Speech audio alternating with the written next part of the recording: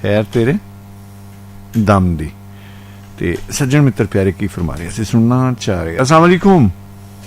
वालेकुम अस्सलाम। ओ खैर ओ खैर ओ खैर मिसेस वलीउल्लाह मलिक। वाह वाह वाह। लिख लो थानेदार जी, सानू नहीं दा जाना ज्यादा अच्छा लगदा आन कोलों।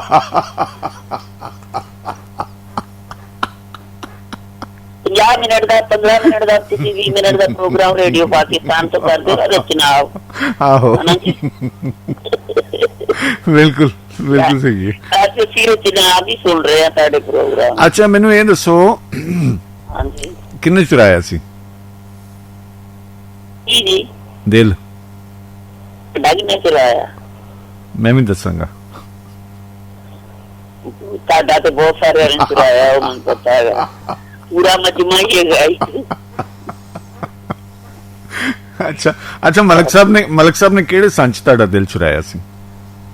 1985 1985 चुराया सी ते साम के रखिया उन्होंने? वैसे नहीं पता नहीं उन्होंने समझा है कि नहीं, मैं जरूर साम के रखिया है लुका के। हाय तुसी कभी वो नजर झुका के बेटे आईने में देख लेते हैं ना। हाय हाय हाय जिंदाबाद। ते तुसी कदी ये नहीं किया मेरा दिल च ना कच दा खिडौना? ये कहना पिया कदी? नहीं मैं तो यह कहनी है, मैं पासे दे सोने वर्गी सज्जन नहीं सुनिया। हाय वाह वाह वाह भाई वाह, वधिया हो गया। मैं हमेशा ही कहनी। वाह वाह वाह वाह, ये तो कमाल हो गई भाई, कमाल हो गई है। ये घट ही लोग है अगर कहना मिसेस वलीउल्लाह अगर ये कहना शुरू कर देन ना सारे जिन्हां दे दिल चोरी होए ने ते ये स्यापे मुक जाने जेड़े सुनदे ने सज्जन बेवफा ते फलाना ते मर गए लुटे गए हाय होए हाय होए हाय। नहीं नहीं लुटिया तो कोई जानदा ही नहीं, ना कोई बेवफा हुंदा है। कदी कदी इंज भी हुंदा है कि इंसान को खुद ही शौक हुंदा अपने हथी तली ते रख के कह दिंदा मन लुट लो आके। हाय हाय कुछ ऐसे भी हुंदे जे। अच्छा हाँ जी लुट लो आके वाह लगा है मिस्र का बाजार। हाय ਉਹ ਇਹ ਹਾਲ ਹੁੰਦਾ ਫਿਰ। ਅੱਛਾ ਅੱਛਾ ਅੱਛਾ ਅੱਛਾ ਤੁਸੀਂ ਇਹ ਜਿਹੜੀ ਗੱਲ ਬੜੀ ਕਮਾਲ, ਇਹਦੇ ਤੋਂ ਮੇਰਾ ਦਿਲ ਕਰ ਰਿਹਾ ਕਿ ਮੈਡਮ ਦਾ ਉਹ ਗੀਤ ਤੁਸੀਂ ਬੜਾ ਪਸੰਦ ਕਰਦੇ ਹੋ, ਤੂੰ ਆਣ ਮਿਲੇ ਧੰਨ ਭਾਗ ਮੇਰੇ। बिल्कुल वाकई ये तन भाग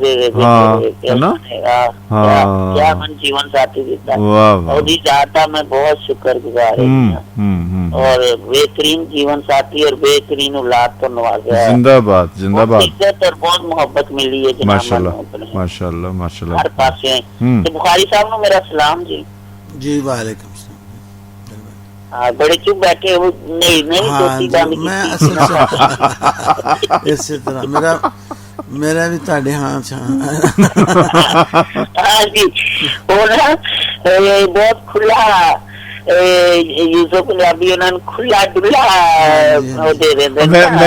मैं कहना देखो इन्नी दूरों आए ने, मतलब बंदा जहाज ते भी जावे ते कोई 18 घंटे लगते नहीं।